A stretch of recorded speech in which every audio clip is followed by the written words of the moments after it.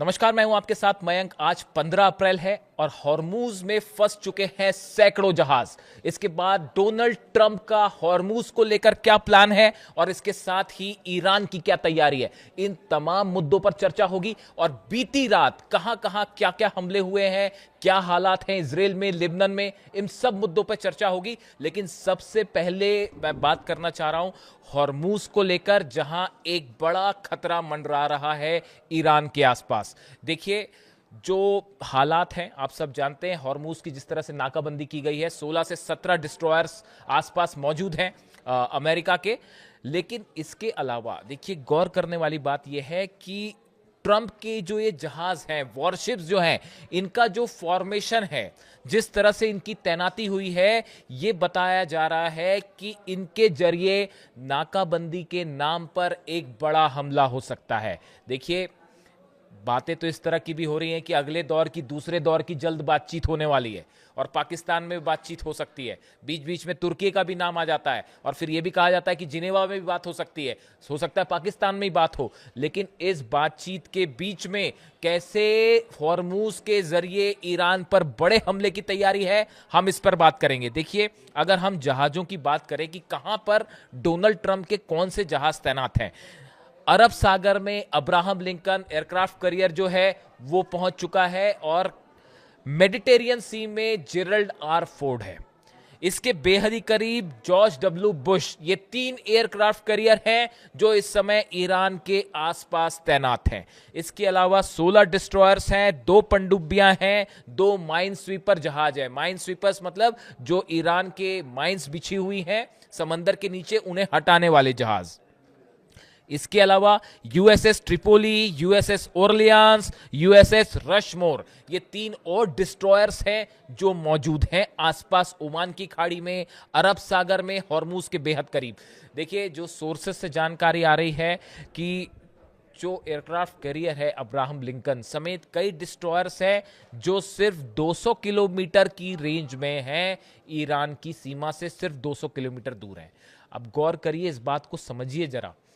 जब जंग हो रही थी तब कोई भी डिस्ट्रॉयर, कोई भी जहाज 1000 किलोमीटर की रेंज में भी नहीं आ पा रहा था। और जेरल्ड आर फोर्ड और अब्राहम लिंकन का तो ईरान ने वो हाल कर दिया था कि उसे पीछे खींचना पड़ा था, हिंद महासागर तक ले आया गया था। अरब सागर भी छोड़ना, ओमान की खाड़ी छोड़ा, अरब सागर और काफी पीछे तक लाना पड़ गया था। लेकिन अब सीज फायर के बाद हालात ये हैं कि जंग तो रुकी हुई दिख रही है, लेकिन सब के सब जहाज बेहद करीब पहुंच गए हैं ईरान के। क्या ये धोखे से बड़े हमले की तैयारी है? आप मेरी राय माने तो ये फॉर्मेशंस बता रहा है। देखिए, इस बात को समझिए, जो पॉइंट मैं आपके सामने रखना चाह रहा हूं। जब एयर कॉम्बैट होता है, 2 देशों के जहाज जब आपस में लड़ते हैं, तो उनमें जहाजों का जो फॉर्मेशन होता है वो ये तय करता है कि किस तरह जंग, किस तरफ जंग जाएगी, कौन सा देश जीतेगा, किसके एयरप्लेन्स जो है वो फाइटर जेट्स जो है किसके भारी पड़ेंगे। बिल्कुल इसी तरह समंदर में जिस तरह से ये जहाजों का फॉर्मेशन है, ये बता रहा है किसी भी वक्त हमले हो सकते हैं। और सुनिए, वॉल स्ट्रीट जर्नल क्या कह रहा है कि ये जो नाकाबंदी की गई है, अगर इसको पूरी तरह से लागू करना है तो ये ईरान के साथ जंग के बिना ये नाकाबंदी हो ही नहीं सकती। देखिए, जो सैकड़ों जहाज फंस गए हैं उन पर अगर उनको अमेरिका रोकना चाहता है तो इसके लिए ईरान की सेना से, ईरान की नेवी से, ईरान के जहाजों से सीधी टक्कर जरूरी होगी। ये वॉल स्ट्रीट जर्नल का दावा है। देखिए, और इसके लिए नाकाबंदी, बिना जंग किए नाकाबंदी का कोई मैकेनिज्म नहीं है ट्रंप के पास। जो जहाज हैं वो ये बता रहे हैं जिस फॉर्मेशन में है। देखिए, मैं आपको सब जहाज, यूएसएस ट्रिपोली, कल मैं इसको फॉलो कर रहा था कि जो जानकारी आई है सैटेलाइट के थ्रू, उसमें कहां पर कौन सा जहाज तैनात है। जो यूएसएस ट्रिपोली है, ओरलियांस है, रशमोर है, ये सब जहाज हैं जिसमें टॉमहॉक मिसाइल्स हैं बड़ी संख्या में।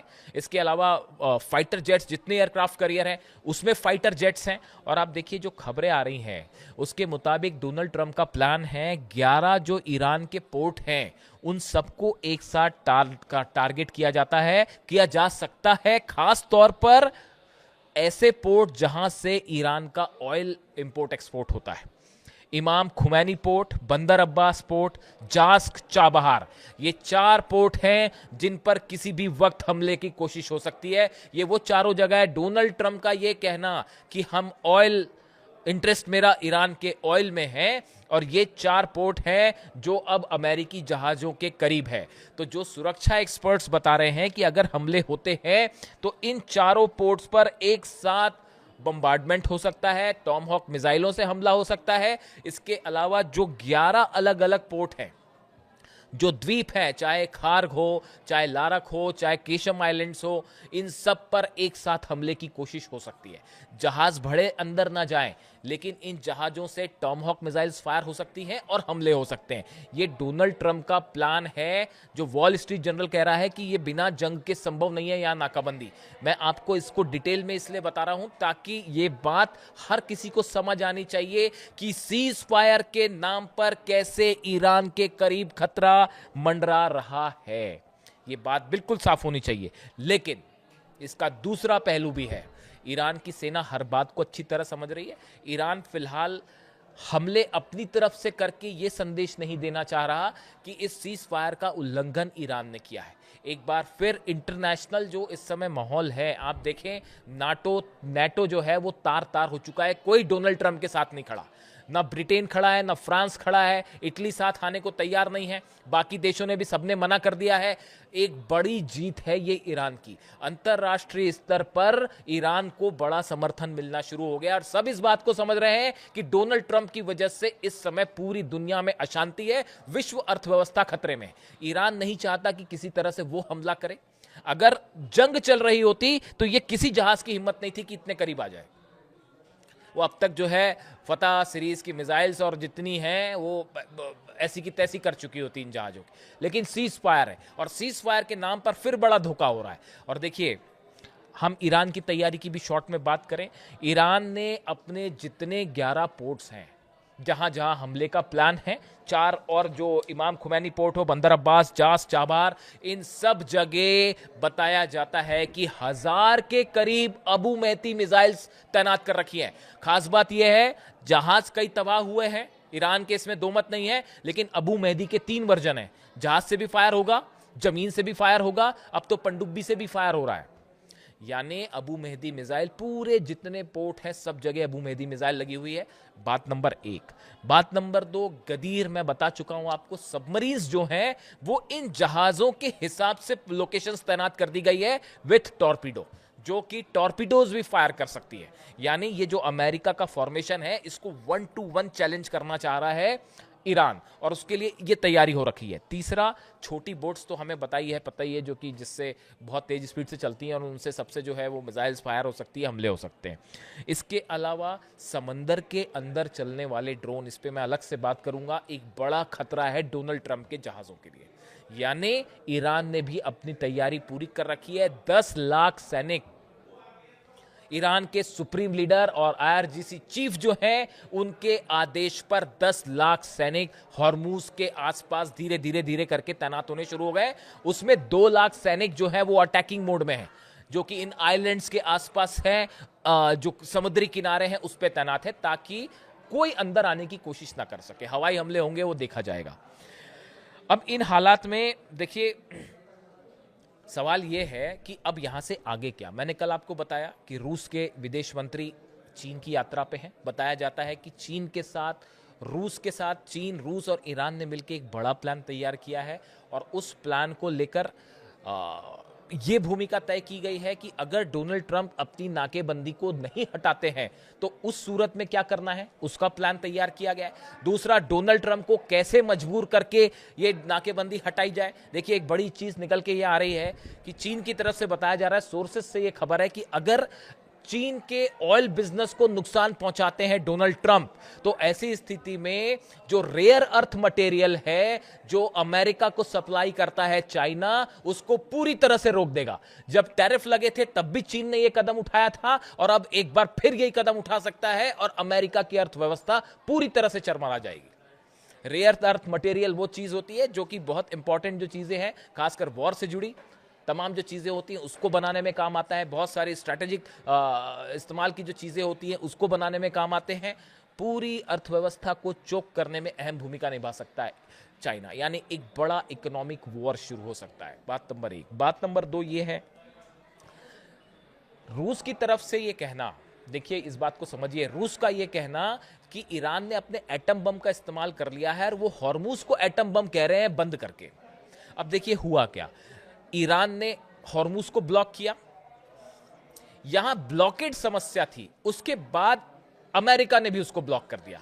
यानी ब्लॉकेड को खुलवाने की कोशिश ब्लॉकेड से करना, यह अमेरिका ने अपनी ही समस्या को आगे बढ़ा दिया है। नतीजा यह है कि अब चीन भी अगेंस्ट खड़ा है और रूस भी अगेंस्ट खड़ा है। इसीलिए कहा जाता है कि अमेरिका ने, डोनाल्ड ट्रंप ने ऐसी नीतियों का परिचय दिया है जिसे कहा जाता है how not to do a foreign policy, how not to do a war, कैसे जंग नहीं करनी चाहिए, इसका परफेक्ट एग्जाम्पल पेश किया है। और हालात यह है कि अब रशिया भी तैयार है और चीन की तरफ से धमकी आ चुकी है। वो मैं बात कर चुका हूं कि अगर हमारे जहाजों को नुकसान हुआ तो हम छोड़ेंगे नहीं। अब इसके अलावा देखिए, अगर किसी भी तरह के हमले होते हैं तो नतीजा ईरान की तरफ से कहां हमले होंगे ये भी समझ लीजिए। यूएई का फुजैरा पोर्ट, अल हमारिया पोर्ट, जेबेल अली पोर्ट जो है, बहरीन के पोर्ट्स हैं, कुवैत के बंदरगाह हैं, सऊदी के, ये सब के सब जितने हार्बर्स हैं उन सब पर मिसाइल्स टारगेट करके लॉक कर दी गई है। यानी अगर एक भी बंदरगाह पर हमला हुआ, एक भी द्वीप पर अगर हमला होता है ईरान के, तो ये अरब के जितने 15-20 पोर्ट हैं वो सबके सब जलेंगे और हूती वहां से हमले करके जो दूसरा रास्ता है उसको भी बंद कर देगा। उसका नतीजा यह होगा, दुनिया का 30% ऑयल एक झटके में रुक जाएगा सप्लाई। उसके बाद क्या होगा अंदाजा आप लगाइए। खबरें बहुत चल रही हैं, पाकिस्तान में बात होने वाली है। आप ये बताइए, जब पहले दौर की बातचीत जो हुई अभी पाकिस्तान में पिछली बार, उसका नतीजा क्या हुआ? उसके बाद जो खबरें आई ईरान में के जो उसमें शामिल थे प्रतिनिधि, उनकी तरफ से बताया गया कि कैसे उनको अपने जहाज का डायरेक्शन चेंज करके ईरान पहुंचना पड़ा, मशहद में लैंड करना पड़ा। तेहरान जो है बस कारों से पहुंचे वो, क्योंकि इजराइल हमले कर सकता था। जब बातचीत हो रही थी उसी दौरान 2 वॉरशिप्स जो है वो हॉर्मूज में घुसने की कोशिश कर रहे थे। ऐसे हालात में कैसे बात की जाए अमेरिका से, और क्या अमेरिका पर विश्वास करना चाहिए, मैं आप पे छोड़ता हूं। इसीलिए ईरान की सेना के प्रमुख कह रहे हैं, आईआरजीसी चीफ कह रहे हैं कि अब कोई बात नहीं होनी चाहिए अमेरिका से। इसीलिए वो कह रहे हैं कि अमेरिका से अब बातचीत नहीं होनी चाहिए, किसी भी बात पर भरोसा नहीं किया जा सकता। और भरोसा किस बात का? क्या आप यूरेनियम छोड़ देंगे? ईरान कतई यूरेनियम, बात आके फिर वहीं खड़ी है। आप अगर देखिए, डोनाल्ड ट्रंप को वक्त चाहिए, और जैसे जैसे वक्त बीतता जा रहा है अमेरिका ने अपनी फोर्सेस को फिर से अलाइन करके जमा कर लिया है। जो नुकसान हुआ था, पैट्रियट सिस्टम लाए जा रहे हैं, नए फौजी लाए जा रहे हैं, नए एयरक्राफ्ट आ रहे हैं। इस बात को समझिए, ये जितने दिन का सीज फायर था, ये जंग रुकने की दिशा में नहीं, एक बड़े हमले की तरफ मामला आगे बढ़ रहा है जो ईरान के लिए नुकसानदेह है। ईरान ने बड़ा लीड बना लिया था और बुरी तरह से अमेरिका तबाह था। 16-17 बेसिस तबाह थे पूरी तरह से। सब जहाज जो है वो जिब्राल्टर फोर्ट में तो आग लगी थी, आपको पता ही है उसका क्या हाल था, और फिर दुरुस्त करके लाया गया है। पूरी तरह से अमेरिका की सेना की रणनीति को तहस नहस कर दिया था ईरान ने 40 दिनों के अंदर। लेकिन अब ये सीज फायर के दौरान एक बड़ी जंग की तैयारी है, मानो इस बार समंदर में करबला होने वाला है, इसीलिए ये बात कही मैंने। तो ये बड़ा सावधान रहने की जरूरत है। और क्या बातचीत, अगर बातचीत का कोई नतीजा नहीं है, देखिए ईरान इस जंग को जीता है, अमेरिका और इजराइल मिलकर भी ईरान को नहीं हरा पाए। ये दुनिया का हर डिफेंस एक्सपर्ट समझ रहा है, हर देश समझ रहा है, और सब देख रहे हैं कि डोनाल्ड ट्रंप और अमेरिका को कितना बड़ा झटका लगा है। ऐसे में बातचीत करना ईरान की मजबूरी नहीं है, अमेरिका की मजबूरी है। आज पूरी दुनिया की इकॉनमी रुकी हुई है और तेल सप्लाई नहीं हो रहा है, ये सब कुछ ईरान के हाथ में है। ईरान यहां से जीता है, ईरान को अपनी टर्म पे बात करनी चाहिए। और बात करने के लिए गिड़गिड़ा रहे हैं डोनाल्ड ट्रंप, जो हर बार वो कहते हैं कि ईरान बात करना चाहता है, हकीकत उल्टा है, अमेरिका बात करना चाहता है। क्योंकि अमेरिका अच्छे से जानता है अगर हमले करेगा तो जो पलटवार होगा ईरान से, उससे बड़ा नुकसान होगा। और अब तो सब जहाज रेंज में भी है, फायदा है तो नुकसान भी है। अब हर जो शिप है वो रेंज में है ईरान की मिसाइल्स के। यानी हॉर्मूज में एक भयंकर जंग हो रही है और ये बातचीत वाला धोखा बड़े संभल के आगे बढ़ने की जरूरत है। अपनी राय दीजिए, बताइए कि ईरान को क्या करना चाहिए, क्या वाकई बातचीत करनी चाहिए या नहीं। मैं चाहता हूं आप अपनी राय दें। Thank you so much.